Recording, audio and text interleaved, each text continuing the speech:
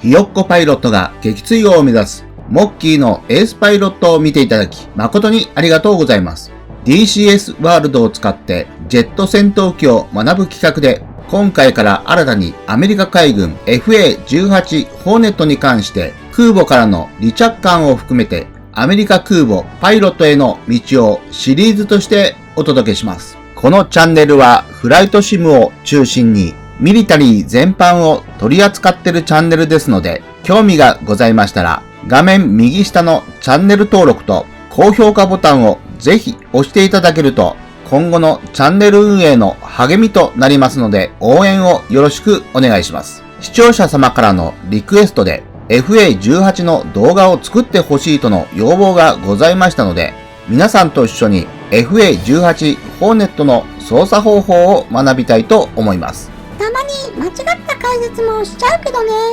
できるだけマニュアルとか解説本などを参考にして解説していますが、一回のサラリーマンでパイロットをなりわいにしていないので、間違った解説の時はコメント欄でご指摘いただけると助かります。ひよっこパイロットのおっさんだから、そこは多めに見てね。さて、今回はせっかくだから FA-18 ホーネットの歴史や機能など実際の操作ではない解説をしたいと思います。歴史の解説なんて珍しいね。さては本編を学習するための時間稼ぎじゃないの？みーくん鋭いな。FA-18 の原型はノースロップ社の P530 コブラが原型なんだけど、それは意外と知られていないんですね。あれ？ FA-18 ってマクドナル・ダグラスが作ったんじゃないの？じゃあ順を追って説明しますね。まず時代は米ソ冷戦時代で、両陣営の戦闘機は高性能化に伴い価格も高くなっていき、アメリカは最強戦闘機を各国に売っていたけれども、すべての国が豊かとは限らない。防衛費に予算が限られている国が多く、その隙間を狙ったノースロップ社は廉価な輸出用の F5A フリーダムファイター戦闘機を1963年に開発し、小型軽量の超音速戦闘機だが、レーダーと武装は貧弱であったが、簡素で扱いやすく、高度な技術が必要なく、メンテナンスもしやすかったので、多くの国で採用されました。F5 フリーダムファイターの輸出市場での成功で、同時に2つのプロジェクトを進めました。一つは F5E タイガー2で重量5トンクラスの総発エンジンを搭載した軽戦闘機は F5 の改良型で、これも廉価な輸出用として引き続きベストセラー機になったが、もう一つの N300 と呼ばれるプロジェクトを1965年にスタートさせ、F5E タイガー2と同じ機体構成で胴体を延長して、より推力の大きいエンジンを2機搭載する計画で、1971年1月に実物大モックアップを公開しましたが、アメリカ国防省は同時に進めていた F5E タイガー2を輸出用として支持し、P530 のプロジェクトは暗礁に乗り上げました。アメリカ空軍には大きな問題があります。それは MiG-25 フォックスバットの登場により、F4 ファントム2の後継機開発 FX 計画でマクドネル・ダグラス F15 イーグルの採用の流れになっていたが、実際は函館に亡命した MiG-25 を調査したら、それほどの性能を持ってないって分かっていたじゃん。そうなんだよね。F15 の開発予算を獲得するために大げさに MiG-25 の脅威を煽ったって記事もあるんだけどね。まあ実際に F15 の配備が決定されたのは良かったんだけど、2000機を超す F4 ファントムを持ってたので、それを前期 F15 に交換すると予算が全く足りてない。ベトナム戦争で思いっきりお金使っちゃったしね。そこで主力の F15 を補佐する軽量戦闘機 LWF 計画を立てました。そこで P530 を改良した P600 後の YF17 を製造しました。LWF の審査では、ジェネラルダイナミクスの YF16、後の F16 ファルコンとノースロップの YF17 コブラの一騎打ちになりました。結果は次の理由により、1975年1月13日にアメリカ空軍は YF-16 の方が勝るとの評価で YF-16 を採用することが決定しました。敗者となった YF-17 の計画は頓挫するものと思われましたが、幸運の女神が微笑みました。アメリカ空軍同様、アメリカ海軍も次期戦闘機に動いていました。老朽化した F4 ファントムと最新だが高額な F14 トムキャット戦闘機の問題と A4 スカイホークと A7 コルセア2に代わる攻撃機も必要な時期を迎えており、戦闘機と攻撃機が同時に必要になり、海軍空戦戦闘機 NCAF 計画を立てることになり、ノースロップの YF-17 にチャンスが巡ってきました。グラマンは F-14 のスペックダウンした攻撃型を提案したが、海軍としては新規開発を望み、再び F-16 と YF-17 の一騎打ちになりました。だが F-16 のジェネラルダイナミクスとノースロップも海軍として致命的な弱点を抱えていました。2社とも艦上戦闘機のノウハウが全くないということで、ジェネラルダイナミクスはボートと手を組み、ノースロップはマクドネル・ダグラスの提携に飛びつきました。審査の結果は1975年5月2日にマクドネル・ダグラスが提案したモデル267を NCAF に選定し、正式名をマクドネル・ダグラス F18 と正式名を与えました。なんで F16 負けちゃったの？海軍機特有の条件があって、積んでいるエンジンが単発か双発かによって大きく差があります。空軍機だと仮にエンジンが故障しても滑走路以外でもなんとか着陸することは可能ですが、海軍機の場合だと即着水し機体を失うことになり、双発機が好まれました。それとホイールトラックが狭いことが絶対的に艦上運用で不利になりました。ホイールトラックって何？ホイールトラックとは航空機の主脚の車輪間の距離を示し、その長さは空母における安全な離着陸に不可欠です。アルスティングギア、ビブフックで空母甲板上のケーブルを掴むときやカタパルトによる離陸の際に大きな衝撃を受けるため、主脚の強度は空母機の運用で最重要で、FA18 が 3.11 メートルに対し F16 は 2.36 メートルと空母運用上致命的に短かったです。ところでさっきマクドナルダグラス F18 って言ってたけど、なんで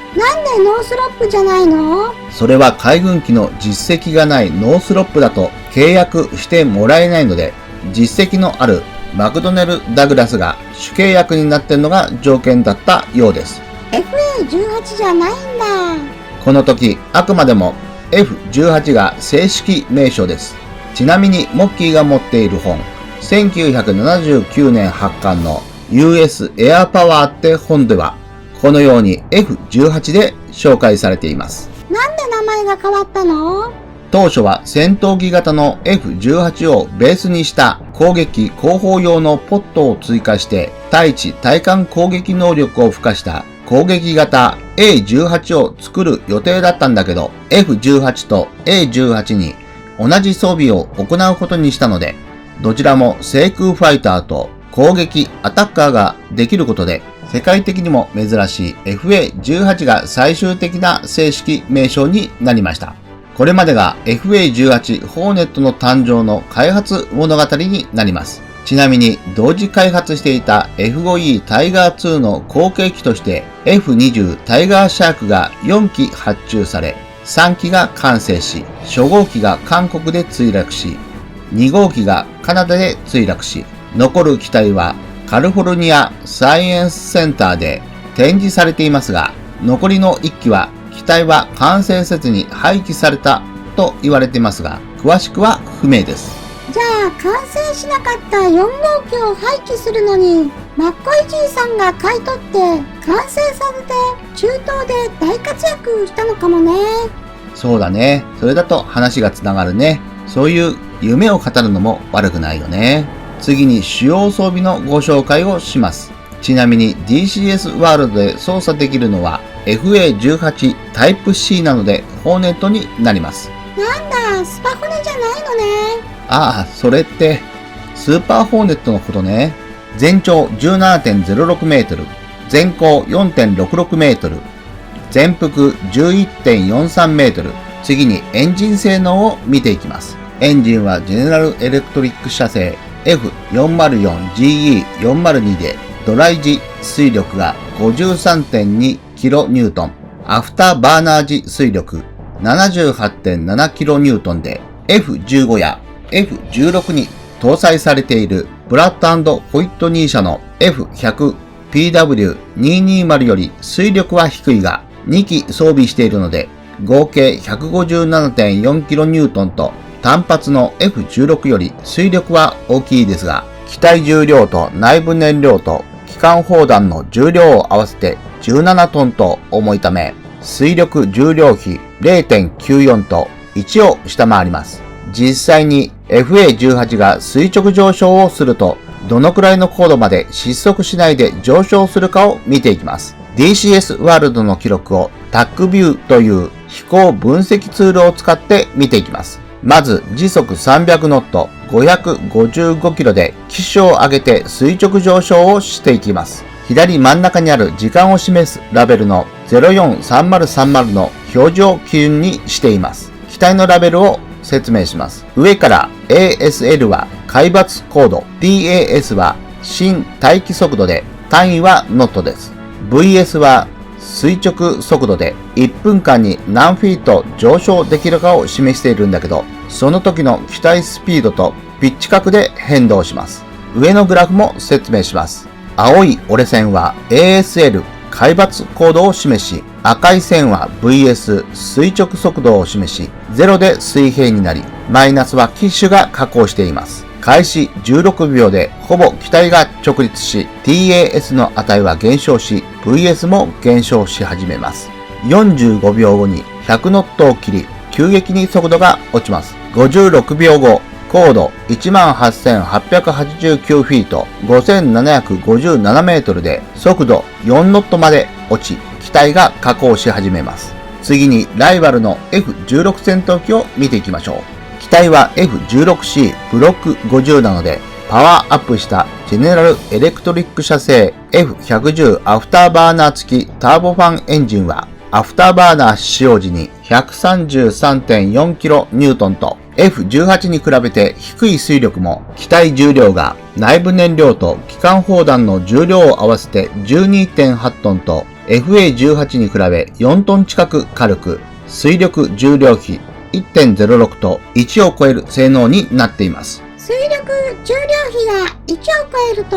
垂直上昇しても加速をし続けて宇宙まで行けるのかな。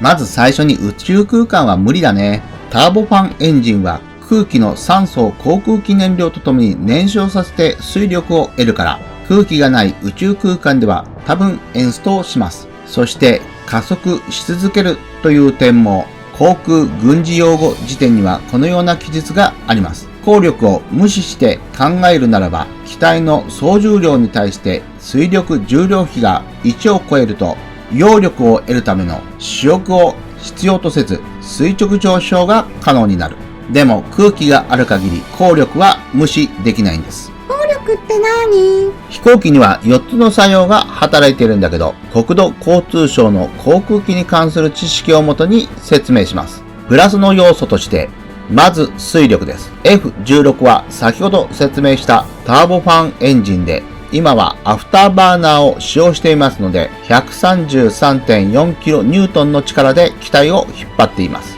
揚力は翼に作用する空気力によって発生し、翼の揚力の中心は機体方向に対して垂直になります。マイナスの要素としては、重力は機体の合計重量に比例して延直下方に働き、揚力に対抗し、飛行機の重心の垂直下向きに作用します。問題の効力は飛行方向後方へ働く力で、効力は翼、胴体及びその他突出した部分に気流の上乱を発生する。効力は推力に対抗する力で機体後方に作用します。向かい角が20度を超えると急速に揚力を失いますので、垂直上昇の場合は CL 臨界角をとっくにオーバーしていますので、揚力は発生しません。今の状態が推力重量比が1を超えていますので、どんどん加速するはずですが、先ほども言いましたが、空気がある限り仮に垂直で飛行しても